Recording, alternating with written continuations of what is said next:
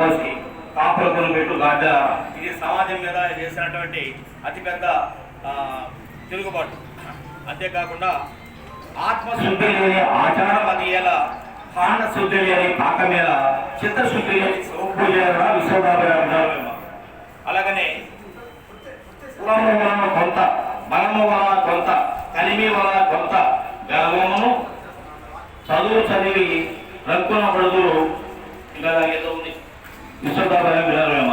ఈ విశ్వదాభిరామ వినరవేమ అనేటువంటి బహుదానికి కూడా చాలా రకాల వ్యాఖ్యానాలు ఉన్నాయి.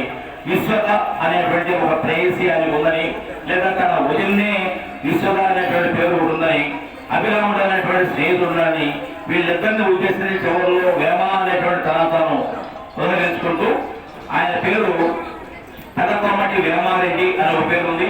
అలాగనే పుల్లారెడ్డి అనేటువంటి పేరు కూడా ఉంది.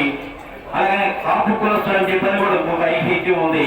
ఇలా ఎన్ని ఏమైనప్పుడు కూడాను మరి వేమన కలకాలం చిరకాలం ఆయన పేరే కాకుండా ఆయన సాహిత్యం తెలిసింది, తెలుస్తుంది, భవిష్యత్తులో కూడా దాని చూపుతుందని చెప్పని, వెలుగు చూపుతుందని చెప్పని తెలియజేస్తూ మీ అందరికీ ధన్యవాదాలు, నమస్కారాలు.